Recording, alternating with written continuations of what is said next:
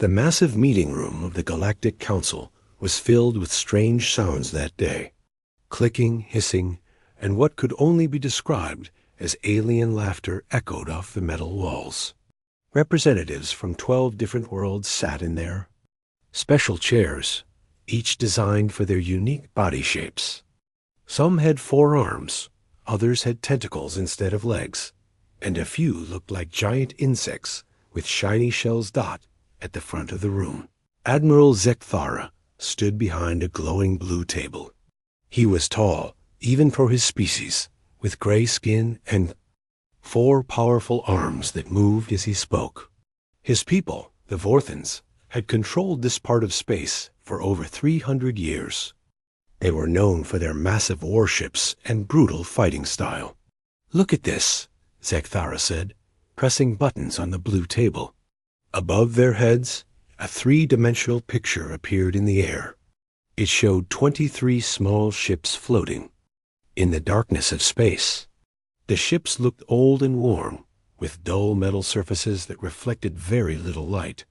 "This is what the humans call their fleet," Zekthara continued, his voice full of amusement. 23 little ships. Our smallest. Patrol groups have more vessels than this. Ambassador Quill made a series of clicking sounds with his mouthparts. He looked like a giant mantis, green and shiny, with large compound eyes that never seemed to blink. His people, the Zentarians, were known for being practical and direct in their thinking. "Are we sure these are warships?"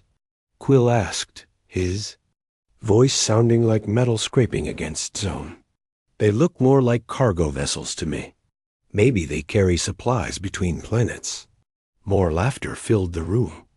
Even the Crystalline Dominion representatives, who usually stayed silent during meetings, seemed to sparkle with what passed for humor among their kind. They looked like living diamonds, tall and thin, with bodies that reflected light and beautiful. Patterns. Commander Veltar of the Hegemony Fleet leaned forward in his chair. His species looked somewhat like humans, but with blue skin and no hair anywhere on their bodies. "I have seen mining equipment bigger than those ships," he said. "What could humans possibly do with such a tiny force?" "Perhaps they are lost," suggested Ambassador Rinsha of the Aquatic Union. She sat in a special tank filled with purple water, her fish-like body moving gracefully as she spoke. "Maybe they need help finding their way home." This brought even more laughter from the group. The idea that humans, who had only recently discovered faster-than-light travel, could pose any threat to the established powers of the galaxy seemed completely ridiculous. Zekthara raised one of his 4 hands to quiet the room. "The humans have been detected near the edge of Sector 7 Alpha. According to our intelligence reports, they have been there for 6 days, doing nothing but floating in space." "What are they waiting for?" asked General Mordock of the War Clans. He was a massive creature, covered in thick fur and with tusks that jutted out from his lower jaw. His people were known for their direct approach to solving problems, usually involving large explosions. "We believe they are trying to study our patrol routes," Zekthara replied. "They probably think they can learn something useful by watching our ships move through the area." This statement caused another wave of amusement among the assembled representatives. The idea that such a small force could learn anything meaningful about the military operations of the Galactic Council seemed almost insulting in its naivety. Meanwhile, far from the council chambers, Commander Jake Patterson stood on the bridge of his ship, the U.S. Liberty. The bridge was smaller than those found on the massive alien vessels, but every inch of space was used efficiently. Control panels lined the walls, filled with buttons, switches, and glowing displays that showed the status of various ship systems. Patterson was a man in his early 50s, with gray hair and lines around his eyes that spoke of many years spent in space. He had been commanding ships for over 20 years, and his crew trusted him completely. He wore a simple blue uniform with silver insignia and marked his rank. Lieutenant Rodriguez What are you picking up on the long-range sensors? Patterson asked, his voice calm and steady. Amy Rodriguez looked up from her station. She was young, maybe 25, with dark hair pulled back in a neat ponytail. Her fingers moved quickly over the controls as she checked the readings. Sir, I'm counting at least 40 large ships gathering at the edge of the system. They appear to be dreadnoughts and carrier vessels. Patterson nodded slowly. He had expected this. The alien fleets had been watching the human ships for days, and it was only a matter of time before they decided to do something about it. Are they transmitting anything? Patterson asked. Yes, sir. They're broadcasting on open channels. It sounds like they're laughing at us. Patterson's expression did not change. He had heard alien laughter before, and he knew what it meant. The galaxy's major powers saw humanity as a joke, a minor annoyance that could be dealt with easily if it ever became a problem. The bridge doors opened with a soft hiss, and Chief Engineer Danny Walsh stepped onto the bridge. Danny was a short, stocky man with oil stains on his uniform and calloused hands that spoke of years working with machinery. He carried a small electronic device that beeped occasionally. Captain, all systems are running perfectly across the entire fleet, Danny reported. The stealth grid is holding steady, and power levels are at optimal ranges. Good, Patterson replied. How long until we can implement full operational protocols? Danny smiled, an expression that did not reach his eyes. The boys in engineering are ready whenever you give the word, sir. We've been waiting for this moment for a long time. Patterson turned to look at the main display screen, which showed the positions of all the ships in the area. The 22 other human vessels were arranged in what appeared to be a loose formation, but Patterson knew better. Every ship was exactly where it needed to be, and every captain knew their role in what was about to happen. Lieutenant Rodriguez looked up from her communications panel. Sir, we're receiving a transmission from the alien flagship. They're demanding that we identify ourselves and state our business in this area. Put it on the main speaker, Patterson ordered. The voice that filled the bridge was deep and harsh, speaking in accented English that the translation computers had converted from the original alien language. Human vessels, you are in violation of Galactic Council space. Identify yourselves immediately and prepare to be boarded for inspection. Patterson looked at his first officer, Commander Lisa Barnes. She was a woman in her early 40s, with blonde hair and sharp green eyes. She had served with Patterson for over 10 years, and they worked together like a well-oiled machine. Standard response protocol? Barnes asked quietly. Standard response protocol, Patterson confirmed. Barnes activated the communication system. Alien vessels, this is Commander Lisa Barnes of the United Earth Fleet. We are conducting routine patrol operations in neutral space. We have no hostile intentions and request safe passage through this area. The response came back immediately, filled with what sounded like alien laughter. Routine patrol? With 23 tiny ships? Human, you are either very brave or very stupid. You have 10 minutes to power down your weapon systems and prepare to be boarded. Patterson walked to the large window at the front of the bridge. Outside, he could see the stars scattered across the darkness of space. Somewhere out there, the alien fleets were preparing to deal with what they saw as a minor problem. They had no idea what they were about to face. Lieutenant Rodriguez, Patterson said quietly, open a secure channel to all ships in the fleet. Channel open, sir. Patterson picked up the communications device and spoke in a calm, steady voice. All vessels, this is Admiral Patterson. Maintain current positions and await further orders. The show is about to begin. Across the human fleet, 22 other captains received the message and smiled. They had been waiting for this moment, and they were ready to show the galaxy what humans could really do when they put their minds to it. 3 days had passed since the alien fleets first dotted the human ships. During that time, more and more alien vessels had arrived in the area. What started as 40 ships had grown to over 60, with more arriving every few hours. Admiral Jekthara stood on the bridge of his flagship, the Void Render. The ship was enormous, stretching over 2 miles from front to back. Its hull was covered in thick armor plating that could withstand direct hits from nuclear weapons.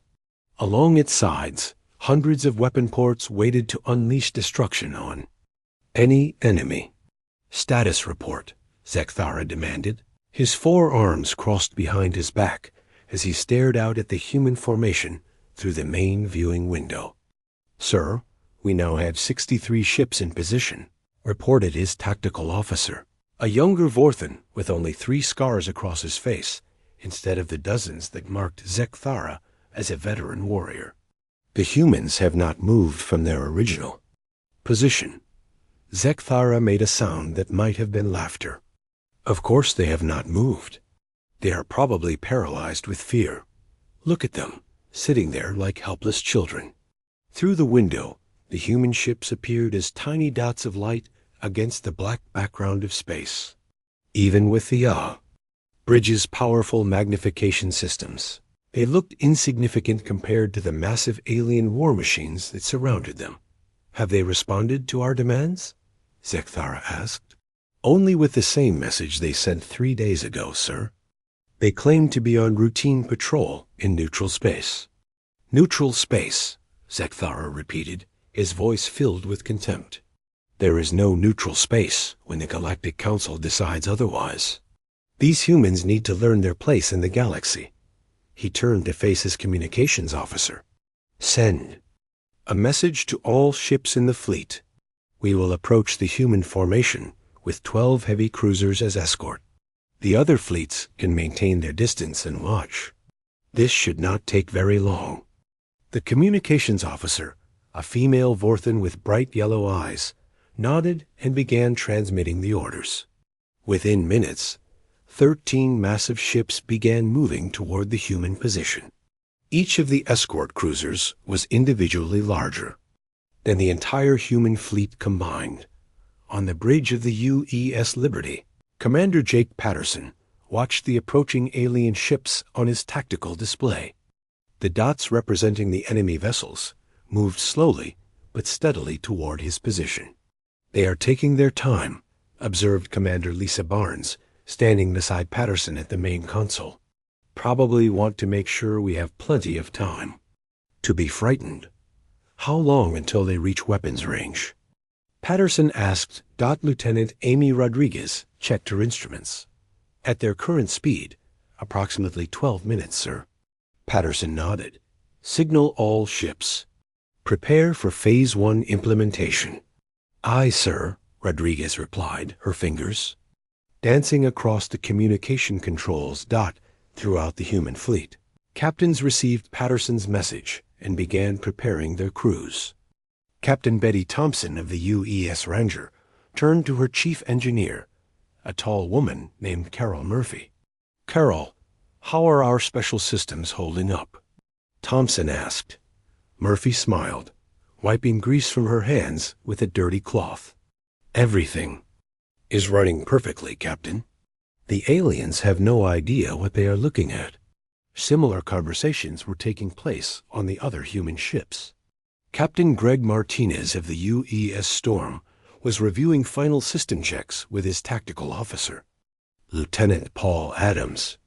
All stealth systems are operating within normal parameters, Adams reported. The aliens still think we are just regular patrol ships. Martinez looked out at the approaching enemy formation. Good. Let them keep thinking that for a few more minutes. Back on the Void Render, Admiral Jekthara was growing impatient. The human ships continued to sit motionless in space, apparently doing nothing to prepare for the coming confrontation. Are their weapons powered up? He asked. Negative, sir, replied the tactical officer. We are detecting minimal energy signatures from their ships. It appears they are running on basic life support and navigation systems only. Pathetic, Zekthara muttered. They are not even going to put up a fight. The alien formation continued its approach. The Void Render led the way, its massive bulk casting shadows across the smaller escort ships. Weapon systems that could level. Cities were powered up and ready to fire. Shields that could deflect asteroid impacts hummed with energy.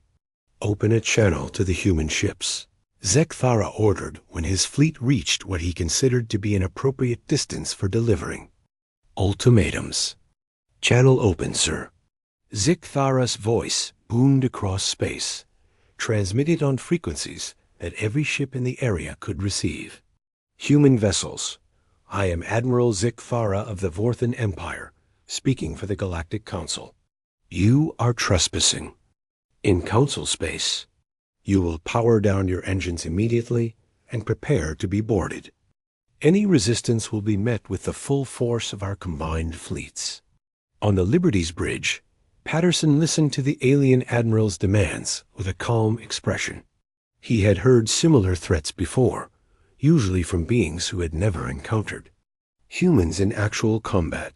Sir, should I respond? Asked Commander Barnes. Standard diplomatic protocol, Patterson replied. Barnes activated the communication system. Admiral Zekthara, this is Commander Lisa Barnes of the United Earth Fleet. We are operating in neutral space under the authority of the Earth Colonial Government. We have committed no acts of aggression and request that you allow us to continue our mission. The response came back immediately, filled with what could only be alien laughter. Earth Colonial Government? Human, your little planet is not even a member of the Galactic Council. You have no authority here. You have 5 minutes to comply with our demands, or we will take action. Patterson walked to the main viewing screen, where the alien flagship dominated the display. The Void Render was truly massive, bristling with weapons that could each destroy a small moon. Its escort ships were individually more powerful than anything in the human fleet, at least according to conventional measurements. Lieutenant Rodriguez, secure channel to all ships, Patterson ordered. Channel secured, sir. Patterson picked up the communication device. All vessels, this is Admiral Patterson. The aliens have given us 5 minutes to surrender. I think that is more than enough time to prepare our response. Execute Phase 1 on my mark. Across the human fleet, engineering crews began activating systems that had remained dormant since leaving Earth orbit.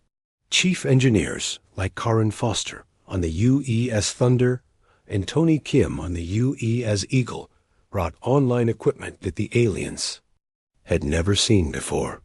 Phase 1 systems are online, Foster reported to her captain, Steve Johnson. Excellent, Johnson replied.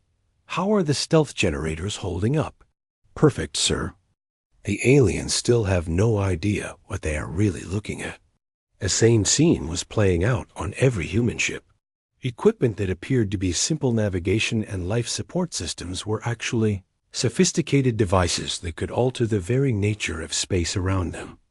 Engines that seemed barely powerful enough to move the ships through space were capable of things that would revolutionize space travel. But most importantly, weapons that appeared to be simple defensive systems were actually technologies that could rewrite the rules of space warfare. On the Void Render, Admiral Zekthara watched his chronometer count down the final minutes of his ultimatum. The human ships had not moved, had not powered up their weapons, and had not even attempted to flee. Sir, should we begin targeting procedures? Asked his weapons officer. Yes, Zekthara replied. Target their engines and communication systems. We want prisoners to interrogate, not debris to study. The alien ships began locking their weapons onto the human vessels. Targeting computers calculated firing solutions for plasma cannons and fusion missiles. Shield generators prepared to deflect any return fire from the primitive human weapons. 2 minutes remaining, announced the tactical officer. Zekthara smiled, showing rows of sharp teeth. Signal the other fleets. Tell them to prepare to witness. How the Galactic Council Deals with Trespassers.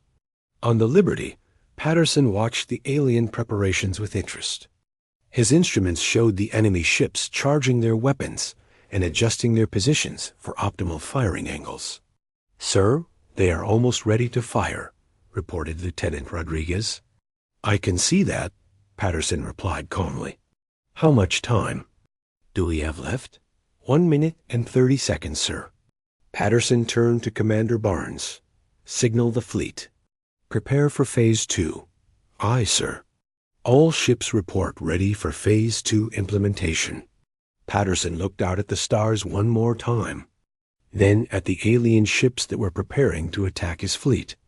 Soon, very soon, those aliens would learn that appearances could be very deceiving when it came to human technology. "Execute Phase 2, Patterson ordered quietly. What happened next would change everything the aliens thought they knew about warfare in space. The moment Admiral Zeke Thara had been waiting for finally arrived. His chronometer reached 0, and the 5-minute deadline expired. The human ship still floated motionless in space, apparently helpless before the might of the Galactic Council. "Fleets, time is up," Zeke Thara announced to his bridge crew. "All ships open fire. Disable their engines and communication systems. Remember, we want prisoners alive for questioning." The order was transmitted instantly to all 13 ships. In the attacking formation, within seconds, the space around the void render lit up with the bright flashes of charging weapons. Plasma cannons that could melt through solid rock began to glow with deadly energy. Fusion missiles armed themselves in their launch tubes, ready to streak across space toward their targets. "Firing solution locked in," reported the weapons officer. "All ships report ready to engage." "Fire," Zeke Thara commanded. The alien attack began with a display of firepower that could have destroyed a small city. Dozens of plasma bolts, each one containing enough energy to power a space station, shot out from the alien ships. Behind them came a wave of fusion missiles, their engines burning bright blue as they accelerated toward the human formation. The other alien fleets, watching from a safe distance, prepared to witness what they expected would be a very short battle. Representatives from different species observed through their own viewing screens, ready to see the humans quickly overwhelmed by superior technology and numbers. Ambassador Quill, watching from his ship in the Zentaurian fleet, clicked his mandibles in satisfaction. This should teach other primitive species what happens when they challenge the Council's authority. But something strange happened as the alien weapons reached their targets. Instead of the expected explosions and debris, the plasma bolts and missiles seemed to simply disappear as they got close to the human ships. Some appeared to bend around the vessels, while others faded away as if they had never existed. On the Void Render's bridge, confusion replaced confidence as the weapons officer stared at his instruments in disbelief. "Sir, all weapons show direct. Hits on target, but the human ships are completely undamaged," he reported, his voice filled with uncertainty. "That is impossible," Zeke Thara roared. "Check your instruments. Run a full diagnostic on all weapon systems." "I have already done so, sir. All systems are functioning perfectly. The weapons reached their targets, but somehow caused no damage at all." Zeke Thara pushed the weapons officer aside and looked at the readings himself. The instruments clearly showed that every shot had hit its intended target. The missiles had exploded exactly where they were supposed to.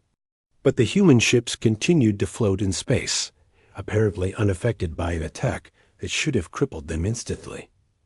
On the bridge of the U.S. Liberty, Commander Patterson watched the alien attack with calm interest. Around him, his crew monitored their instruments and reported on the ship's status. "All defensive systems operating normally," reported Chief Engineer Danny Walsh from his position at the engineering console. "The quantum field generators absorbed the entire attack without any strain on our power systems." "Excellent," Patterson replied. Lieutenant Rodriguez, open a secure channel to all ships in the fleet. Channel open, sir. Patterson spoke quietly into his communication device. All vessels, Phase 2 is complete. The aliens have now seen our defensive capabilities. Prepare to show them what else we can do. Execute Phase 3. Phase 3, aye, sir, came the responses from 22 other ship captains. What happened next would be remembered in alien military history books for centuries to come as the moment their understanding of space warfare changed forever. The 23 human ships began to flicker and blur like images seen through disturbed water. For a few seconds, it looked as if the ships were having some kind of technical malfunction. Then, suddenly, where one ship had been floating in space, 3 identical vessels now appeared. The process repeated across the entire human formation. Each of the 23 ships divided into 3 separate vessels. Where the aliens had been facing a small fleet of primitive ships, they now found themselves confronting 69 fully functional warships. Report! Zekthara shouted at his sensor operator. What is happening to those ships? The sensor operator, a young Vorthan who had never seen anything like this before, struggled to make sense of his readings. Sir, I am detecting 69 human vessels where there used to be 23. But these are not sensor ghosts or holographic projections. Each ship is showing full mass readings, complete energy signatures, and active weapon systems. That is impossible, Zekthara repeated, but his voice now carried a note of uncertainty that had not been there before. On the Hughes Phoenix, one of the newly revealed ships, Captain Helen Wright turned to her tactical officer with grim satisfaction. Lieutenant, all weapon systems show green across the board. Are we ready to demonstrate human engineering? All systems ready, Captain, the tactical officer replied. Shall I target their primary weapons? Negative. Target their sensors first. Let's make this educational. Similar conversations were taking place across the human fleet. Ships that had been hidden using technology the aliens could not even begin to understand were now revealing themselves and preparing to show what human weapons could actually do. Captain Nancy Clark of the Hughes Victory was coordinating with Captain Roger Stone of the UES Defender to target specific systems on the alien escort ships. Their goal was not destruction, but demonstration. Roger, take the 2 ships on the left flank. Disable their main sensor arrays, but leave their life support systems alone, Clark transmitted. Understood, Nancy. Precision targeting only. We want them alive to tell others what they have seen. The alien fleets watching from a distance were beginning to show signs of confusion and growing alarm. What had seemed like an easy victory over a primitive species was turning into something they could not understand or explain. General Morduk of the War Clans, watching from his flagship, growled low in his throat. How are they doing this? Ships cannot simply multiply in the middle of a battle. Ambassador Winsha, observing from her water-filled chamber, moved her fins nervously. Perhaps we have underestimated human technology. This display suggests capabilities far beyond what our intelligence reports indicated. Back in the battle zone, Admiral Zekthara was trying to regain control of a situation that had suddenly become much more complicated than he had expected. All ships maintain attack formation. Focus all firepower on the original human vessels. The new ships must be some kind of illusion or trick. But even as he gave the order, Zekthara suspected he was wrong. The sensor readings were too clear, too detailed to be explained away as simple deception. Somehow, the humans had technology that could create fully functional warships in the middle of a battle. The human response to the second alien attack was swift and precise. Instead of the crude weapons the aliens expected, the human ships demonstrated technology that seemed to violate basic laws of physics. Captain Johnson of the UES Thunder targeted the lead escort cruiser with a weapon that fired a beam barely visible to the naked eye. The beam lasted for less than 1 second, but when it ended, the alien ship's entire sensor array had been converted into something that looked like crystallized metal. "Direct hit on target," reported Johnson's weapons. "Officer, their primary sensors have been neutralized." Across the battle zone, similar attacks were taking place. Human weapons reached out with impossible accuracy to strike specific targets on alien ships. But instead of causing explosions or fires, the weapons seemed to change the very structure of whatever they hit. Captain Martinez of the UES Storm used a gravitational weapon to twist the hull of an enemy cruiser into a shape that made it impossible for the ship's weapons to target anything. The alien crew was unharmed, but their ship was effectively removed from the battle. "This is impossible," whispered the tactical officer on the Void Render, as he watched ship after ship in their formation become disabled by weapons that seemed to defy everything they knew about space combat. Admiral Zekthara stared at the tactical display, watching as his carefully planned attack fell apart under the assault of technology he could not understand. For the first time in his long military career, he was facing an enemy that was not just stronger, but fundamentally different from anything he had ever encountered. The humans were not just winning the battle. They were rewriting the rules of how battles could be fought. The battle that followed was unlike anything the galaxy had ever seen before. The human fleet, now numbering 69 ships instead of the original 23, began to demonstrate weapons and tactics that seemed to come from science fiction rather than reality. Captain Rodriguez of the UES Thunder was the first to show the aliens what human precision really meant. She targeted the massive Void Render with what appeared to be a very small weapon. The energy beam that shot from her ship was so thin it was almost invisible, lasting only a fraction of a second. But when the beam reached the alien flagship, something extraordinary happened. The Void Render's primary sensor array, a structure the size of a city block, simply stopped working. Not destroyed, not melted, but changed into something completely different. Impossible.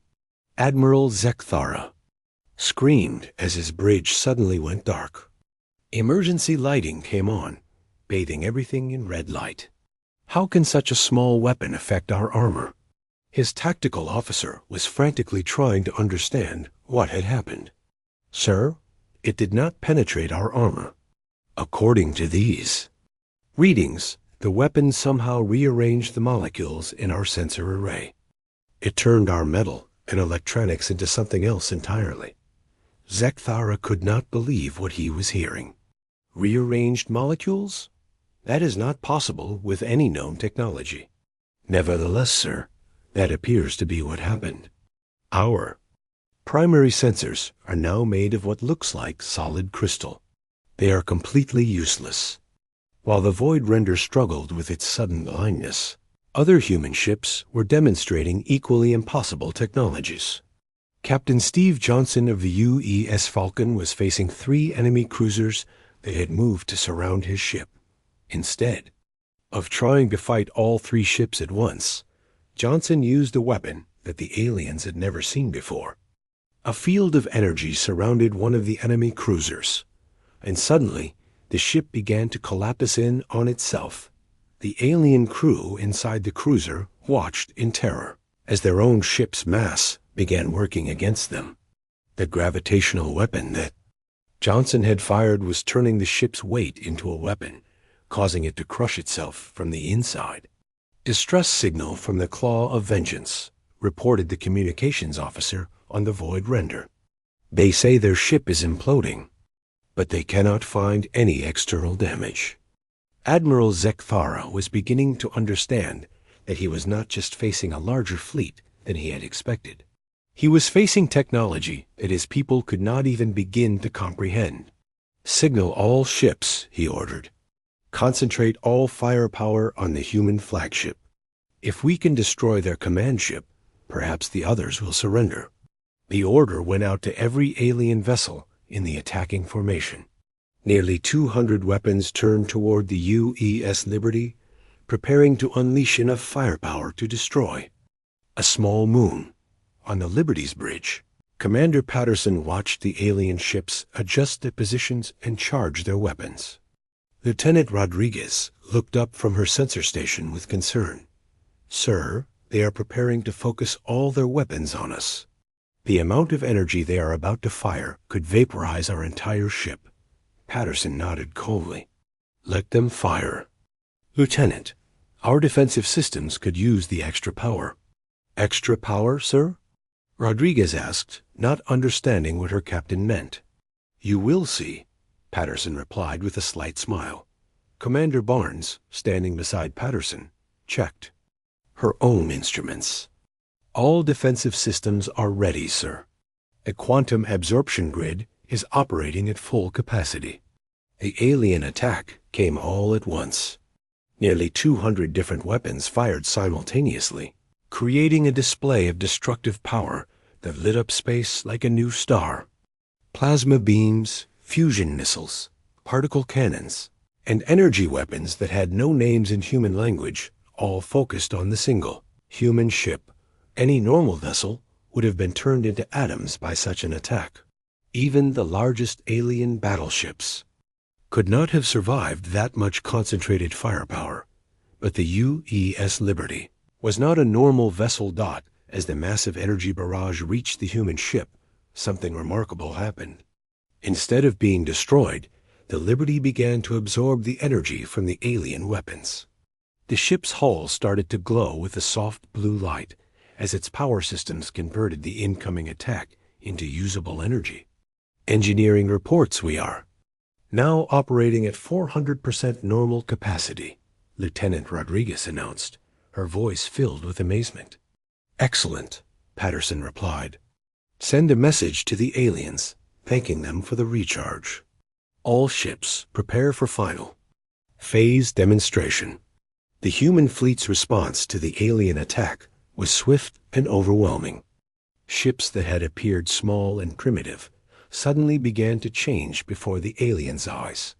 The UES Victory, commanded by Captain Nancy Clark, suddenly expanded to 3 times its original size.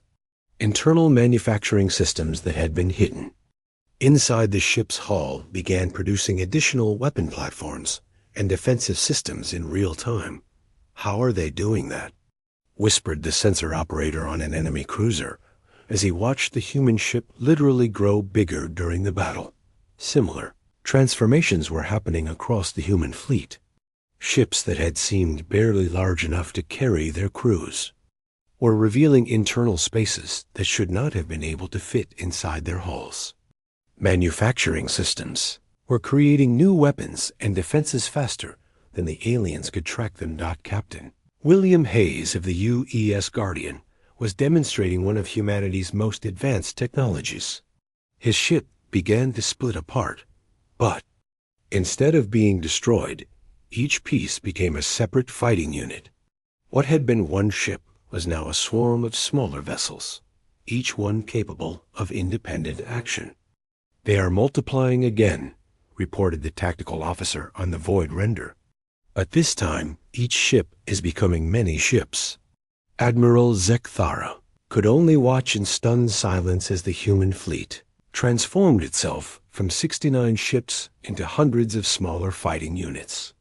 Each new vessel was armed and dangerous, and all of them were working together with perfect coordination. But it was not just the number of ships that terrified the aliens. It was the way the humans fought that truly broke their understanding of space warfare. Captain David Lee of the UES Hammer demonstrated this when he faced 5 enemy destroyers that were trying to surround his position.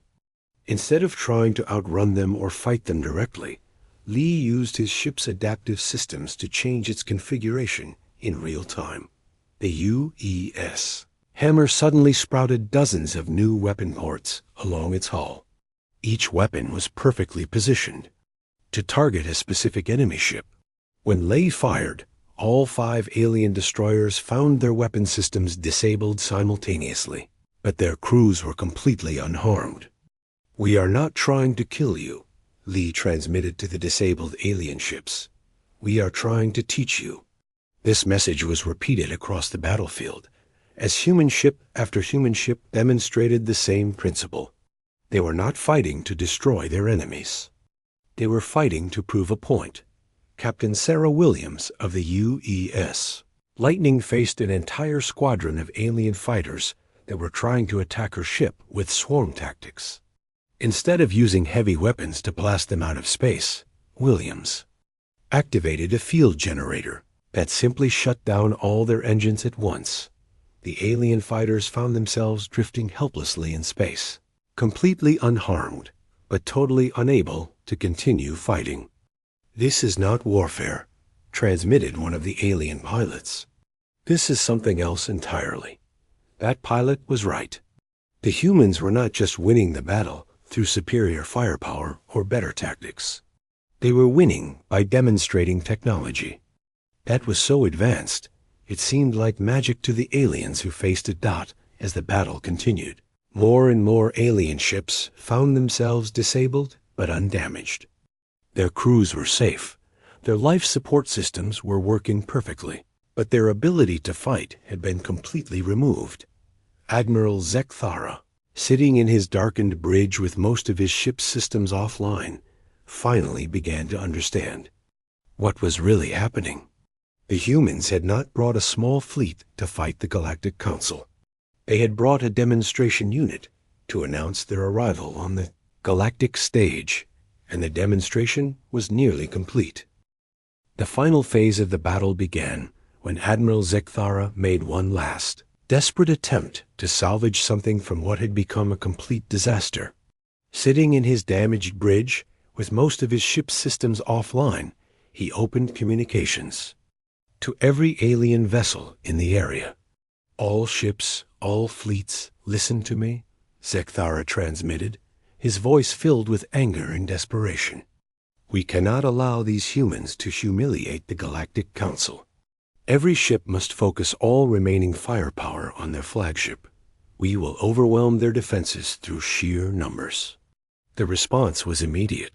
Ships from 12 different alien civilizations, representing the most powerful military forces in the known galaxy, turned their weapons toward the UES Liberty. Over 300 vessels prepared to fire everything they had at the single human ship. Ambassador Quill, commanding the Zentarian fleet from his flagship, clicked his mandibles nervously as he gave the order to his ships. "All vessels target the human command ship. Fire everything we have." General Morduk of the Warclans roared his own orders to his fleet. "Show these humans what happens when they challenge the might of the galaxy." Even Ambassador Rinsha, normally peaceful by nature, ordered her ships to join the attack. "Perhaps if we destroy their leader, the others will see reason." The combined firepower of over 300 alien warships created a display that could be seen from neighboring star systems. Energy beams that could crack planets, missiles that could destroy asteroids, and weapons that had ended wars between entire civilizations, all focused on the small human ship floating calmly in space. On the Liberty's bridge, Commander Patterson watched the incoming attack with the same calm expression he had maintained throughout the entire battle. Around him, his crew monitored their instruments and prepared for what was about to happen. "Sir, I am reading the largest energy discharge I have ever seen," reported Lieutenant Rodriguez. "The combined firepower headed our way could destroy an entire moon." Patterson nodded.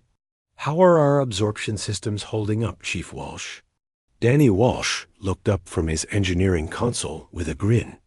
"Sir, our quantum energy converters are practically begging for more power to process. This attack is going to give us enough energy to run the entire fleet for a month." "Excellent," Patterson replied. "Commander Barnes, signal all ships. Final demonstration is about to begin." The massive alien attack reached the Liberty and did exactly what the previous attacks had done. Instead of destroying the human ship, the incredible amount of energy was absorbed and converted into power for the ship's systems. But this time, Patterson decided to show the aliens exactly what humans could do when they had unlimited power to work with. "All ships, this is Admiral Patterson," he transmitted to his fleet. "We have just received a very generous energy donation from our alien friends. Time to show them what human engineering can really accomplish when we are properly motivated." What happened next would be remembered as the moment when the balance of power in the galaxy shifted forever. The U.S. Liberty began to change in ways that defied every law of physics. The aliens thought they understood. The ship expanded, but not just in size. It began to exist in multiple dimensions simultaneously, becoming visible from angles that should not have been possible. From the Liberty's hull, streams of energy reached out to every other ship in the human fleet. The absorbed power from the alien attack was being shared equally among all the human vessels, giving each one capabilities that exceeded anything the aliens had ever imagined. Captain Helen Wright of the U.S. Phoenix watched her ship's power readings climb to levels that should have been impossible. "All systems are operating at maximum efficiency," she reported to her crew. "We now have enough power to demonstrate our full manufacturing capabilities." Across the human fleet, ships began revealing technologies that had been hidden since they left Earth. Internal manufacturing systems that could create new ships began working at incredible speed. Within minutes, the human fleet had doubled in size again, but these were not just copies of the original ships. Each new vessel was specifically designed for the current situation, created in real time by manufacturing systems that could manipulate matter at the atomic level. Captain Roger Stone of the USA Defender watched as his ship produced 3 new escort vessels, each one perfectly designed to complement his ship's capabilities. "This is incredible," he transmitted to the other captains. "We are literally creating new ships faster than the aliens can count them." The alien fleets, already confused and demoralized by their inability to damage the human ships, now found themselves facing an enemy that was growing stronger and more numerous with each passing minute. "How many ships are we facing now, Admiral?" Sekthara asked his tactical officer, though he was not sure he wanted to know the answer. "Sir, I am detecting over 800 human vessels, and the number is still growing. They appear to be creating new ships using some kind of advanced manufacturing technology." Sekthara closed his eyes. 800 ships, each one demonstrating capabilities that his people could not understand, let alone match. The small human patrol fleet had become an armada that could challenge the entire Galactic Council. But the true demonstration of human capabilities came when Captain Nancy Clark of the U.S. Victory showed the aliens something that would haunt their nightmares for years to come. Clark's ship approached a disabled alien cruiser and extended what looked like mechanical arms from its hull. But instead of weapons, these arms carried repair equipment. The human ship began fixing the damage it had caused to the alien vessel. "What are they doing?" asked the captain of the alien cruiser as he watched his ship's systems come back online. "They are repairing our ship," his engineer reported in amazement. "All of our disabled systems are being restored to full operation." This scene was repeated across the battlefield as human ships began repairing the damage they had inflicted on the alien fleet. Weapons systems were restored, sensors were rebuilt, and engines were brought back online. Within an hour, every alien ship was back to full operational status. But the aliens now understood that their return to operational capability was not a sign of human weakness. It was a demonstration of human mercy and technological superiority that was more terrifying than any weapon could have been. Admiral Patterson opened a communication channel that reached every ship in the area, both human and alien. His voice was calm and professional as he addressed the assembled fleets. "Attention all vessels. This is Admiral Jake Patterson of the United Earth Space Navy. As you can see, your ships have been restored to full operational capacity. This was not done as an act of weakness, but as a demonstration of human capabilities and intentions. He paused, allowing his words to sink in before continuing. We did not come here to conquer or destroy. We came here to introduce ourselves to the galaxy and to demonstrate that humanity is ready to take its place among the stars. What you have witnessed today is not our full military capability, but rather a small sample of what human technology can accomplish. Patterson looked out at the alien fleets, now dwarfed by the human armada that surrounded them. We hope that future meetings between our peoples will be more productive and less confrontational.